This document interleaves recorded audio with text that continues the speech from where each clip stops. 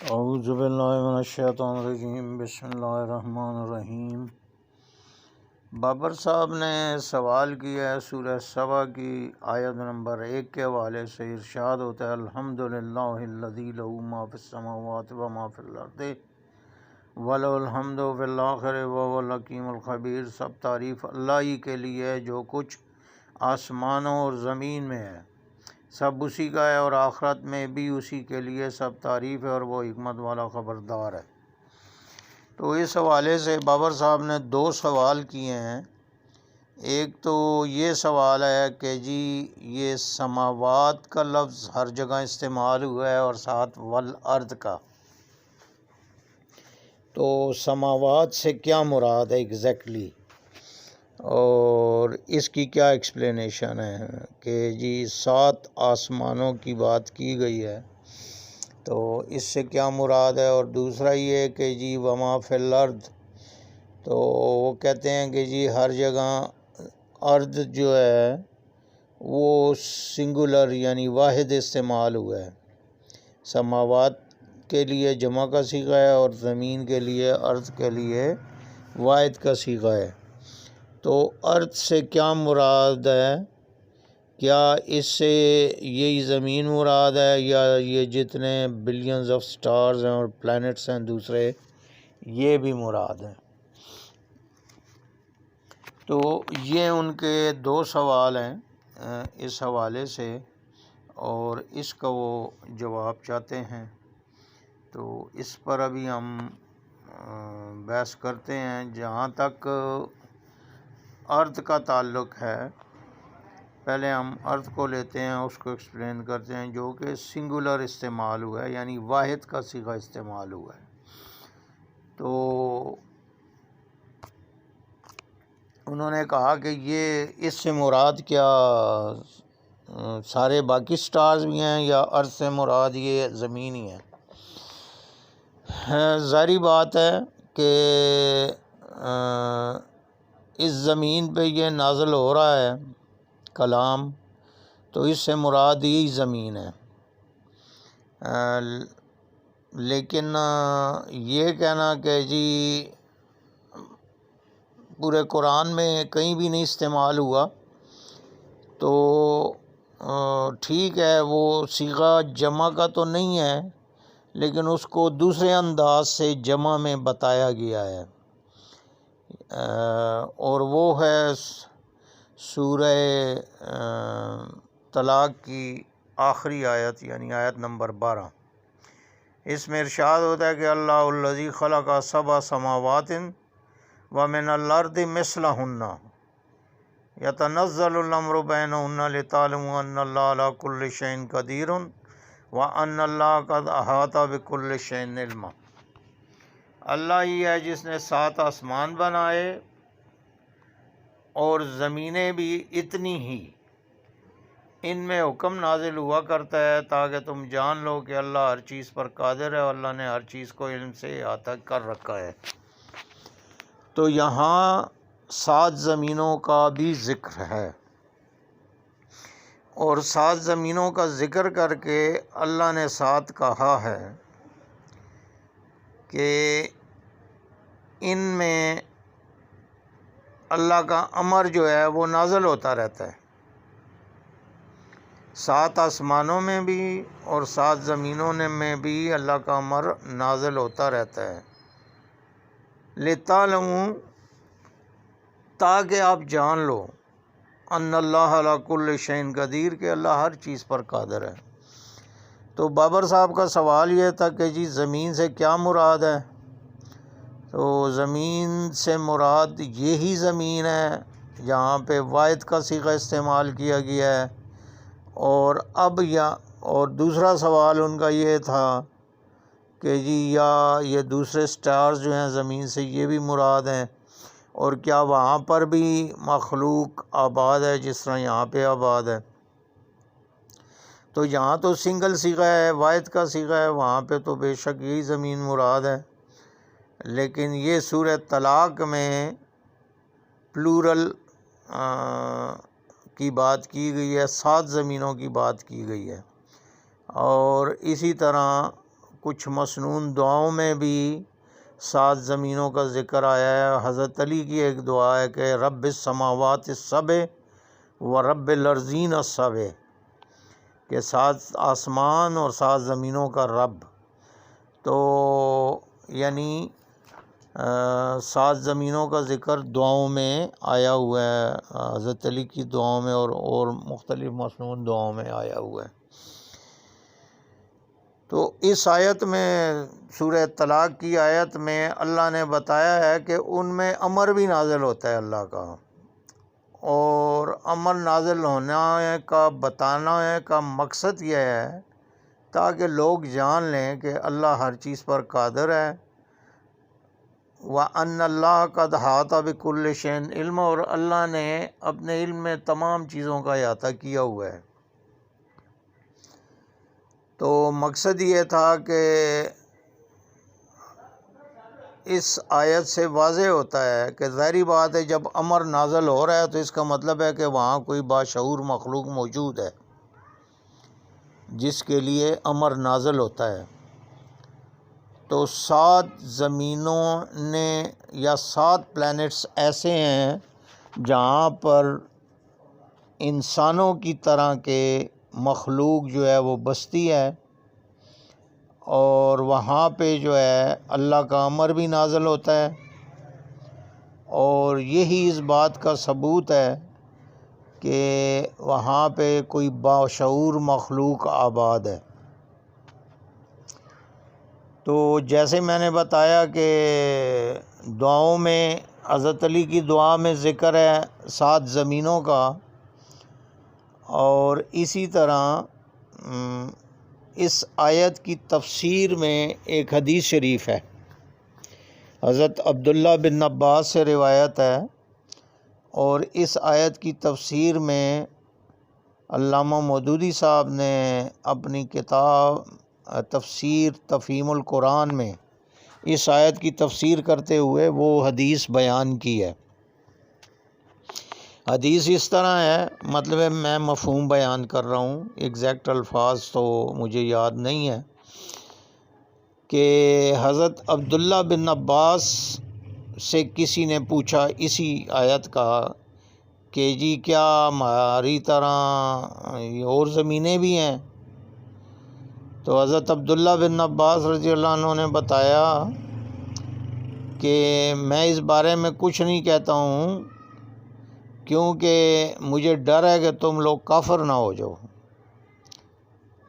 تو صحابہ کرام نے کہا کہ جی ہم کافر کیسے ہو جائیں گے؟ نہیں آپ بتائیں۔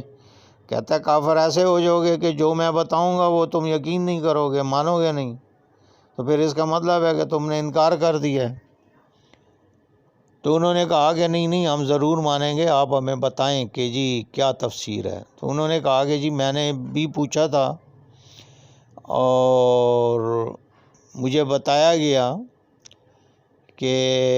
تمہاری اس زمین کی طرح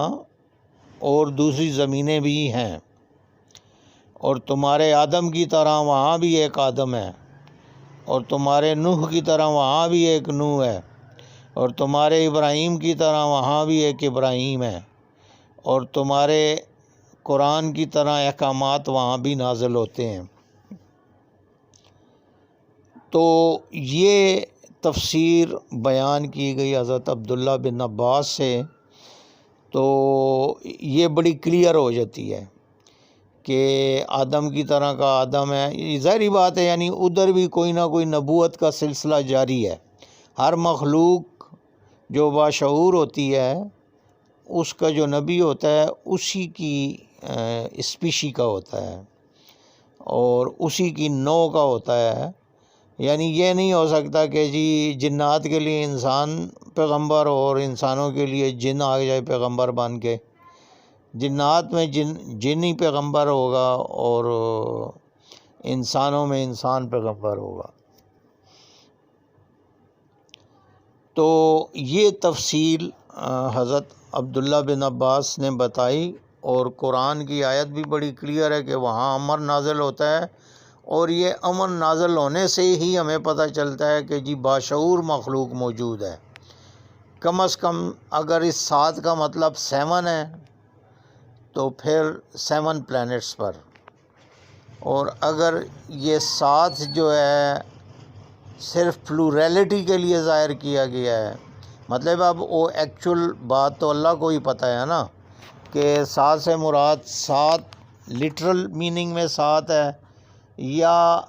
تعداد کو زیادہ بتانے کے لیے 7 کہا گیا ہے۔ تو اگر تو تعداد کو زیادہ بتانے کے لیے 7 کہا گیا تو پھر زیادہ پلانٹس پہ ہوگی باشعور مخلوق، اور اگر 7 کا لٹرل مطلب ہی ہے 7 تو پھر ایٹ لیسٹ 7 پلانٹس پر ہیومنائڈ مخلوق موجود ہے، باشعور مخلوق موجود ہے، اور انسان سے ملتی جلتی مخلوق موجود ہے۔ اب یہ صرف اس کا نہیں ہے، بلکہ ہمیں پرانے ریلیجنز میں بھی اس حوالے سے ٹریسز ملتے ہیں۔ تو ہندوؤں کی کتاب جو مہابھارت ہے اس میں پورے 7 پلانٹس کا نام بھی بتائے گئے ہیں کہ جی یہ نام ہے جہاں پہ ہماری جیسی مخلوق آباد ہے، اور ان میں سے ایک پلانٹ کا نام ہے تھیبیس، THEBES، تھیبیس۔ تو مہابھارت میں یہ لکھا ہوا ہے کہ تھیبیس کے لوگ جو ہیں وہ بڑے پرانے زمانے میں وہ یہاں پر آئے تھے، ہمارے پلانٹ پہ آئے تھے، اور جاتے ہوئے وہ اپنے نشان بھی چھوڑ کر گئے ہوئے ہیں، اور وہ نشان کیا ہیں کہ جی وہ ایسی بلڈنگز بنا گئے ہیں اور ایسی عمارات بنا گئے ہیں کہ جس میں انہوں نے اپنی نشانیاں رکھی ہوئی ہیں، اور اس سے پتہ چلتا ہے کہ یہ، کیونکہ ظاہری بات ہے وہ بلڈنگز اتنی پرانی ہے کہ انسان نے تو اس وقت اتنی ترقی نہیں کی تھی، تو پھر ظاہری بات ہے اس کا مطلب یہ ہے کہ پھر کوئی اور مخلوق تھی جنہوں نے اس کو کنسٹرکٹ کیا، جن میں سے اہرام مصر کی بات کی جاتی ہے۔ مالٹا میں انڈر گراؤنڈ 3 سٹوری بلڈنگ ہے سمندر کے پاس، جس کو کہتے ہیں ہپوجیم، تو اس میں بھی یعنی اس طرح کا ایکو سسٹم ہے کہ وہ سسٹم اتنا پرانا اس میں انکارپوریٹ کرنا بلڈنگ میں، اور پھر اس کے اندر اس طرح کی چیزیں پڑی ہوئی ہیں، یعنی چھوٹے چھوٹے مجسمے بنا کے رکھے گئے ہیں جو کسی مخلوق کے ہیں، انسان سے ملتی جلتی ہے لیکن انسان ایگزیکٹ انسان کی طرح نہیں ہے، تو اس کو سائنٹیفک لینگویج میں ہم ہیومنائڈ کہہ سکتے ہیں کہ ہیومنائڈ مخلوق اس میں رکھی گئی ہے، اور وہ بلڈنگ مطلب تراش کے بنائی گئی ہے۔ اب اس دور میں جب 15,000 سال پرانی ایک بلڈنگ، اس دور میں پہاڑوں کو اندر سے کاٹنے کی ٹیکنالوجی موجود ہی نہیں تھی، تو یہ کون سی ٹیکنالوجی تھی جو پہاڑ کو کیک سے بھی آسانی سے کاٹ لیتی تھی یا مکھن سے بھی آسانی سے؟ یعنی مکھن بھی اتنی آسانی سے نہیں کاٹا جا سکتا جتنا وہ پہاڑ کو آسانی سے کاٹتے تھے، اور 3 سٹوری بلڈنگ انڈر گراؤنڈ بنی ہوئی ہے پہاڑ کو کاٹ کے۔ اسی طرح یہ اہرام مصر ہیں، تو ان کا ایک ایک پتھر جو ہے اس کا 250 ٹن 50 ٹن اس طرح وزن ہے، جو کہ ہماری سب سے بڑی کرین بھی موجودہ دور میں وہ بھی نہیں اٹھا سکتی، ایک پتھر نہیں اٹھا سکتی، یعنی اہرام مصر کی ایک اینٹ جو ہے وہ نہیں اٹھا سکتی۔ تو اس سے آپ اندازہ لگا لیں۔ اسی طرح افریقہ میں ایک جگہ ہے، وہاں پہ 3 دیواریں سی بنی ہوئی ہیں، اور ان دیواروں کا بس وہ یہی کہتے ہیں کہ جی یہ ہمارے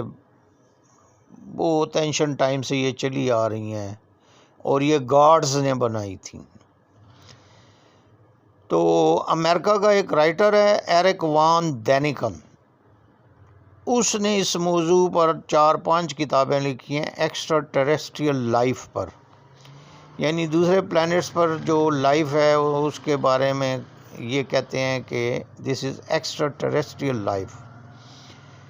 تو ایرک وان دینیکن نے chariots of gods, golds of God, signs of gods, return to the star, یہ کتابیں لکھی ہوئی ہیں اسی موضوع پر، اور وہ یہی کہتا ہے کہ یہ جو ہندوؤں کی کتابوں میں دیوتاؤں کا ذکر ہے یا یہ پرانے اینشنٹ لیجنڈس میں، تو یہ بیسیکلی وہ دوسرے سیارے سے آئی ہوئی مخلوق تھی، چونکہ ان کے پاس پاور تھی ٹیکنالوجی کی اور بڑے پاورفل لوگ تھے، تو جب انسان انہیں دیکھتے تھے تو انسان ان کو دیوتا کہتے تھے یا گاڈ سمجھتے تھے، تو بیسیکلی وہ دوسرے پلانٹ کی مخلوق تھی۔ اور ایرک وان دینیکن کا یہی تھیسز ہے کہ یہ جو میگالیتھک بلڈنگز ہیں اہرام مصر جیسی، یہ صرف مصر میں نہیں ہیں، یہ اور بھی دنیا کے مختلف حصوں میں اس طرح کی بلڈنگ، جیسے میں نے ہپوجیم کا بتایا کہ مالٹا میں، اسی طرح ٹیوناکو ایک جگہ ہے، وہاں پہ بھی ایک اس طرح مجسمہ بنا ہوا ہے، اور وہ اتنی اونچائی پر ہے کہ اس پہ سے ہی نظر آ سکتا ہے، اور جیسے وہ ٹریفک کنٹرول کرنے والا سپاہی ہوتا ہے، اس نے اشارہ کیا ہوا ہے، اور وہ اشارے کی طرف جب ہم جائیں، یعنی ہاتھ کا اشارہ کیا ہے کہ ادھر جائیں، مثلا لیفٹ کی طرف اشارہ دیا ہوا ہے ہاتھ کا، جیسے وہ سپاہی کھڑا ہو کے اشارہ دیتا ہے نا ٹریفک کو، اس طرح۔ اب اگر اس ہاتھ کی سیدھ میں جاتے ہیں تو امریکہ کے پاس کاسٹاریکا کے پہاڑوں کے اوپر ایئر فیلڈز بنے ہوئے ہیں، یعنی جہاں پہ جہاز اترتے ہیں۔ اب کاسٹاریکا کے پہاڑوں کے اوپر جہاز اترنے والے ایئر فیلڈز، اور وہ بھی 10-15 ہزار 20 ہزار سال پرانے ہیں، وہ کس نے بنائے تھے؟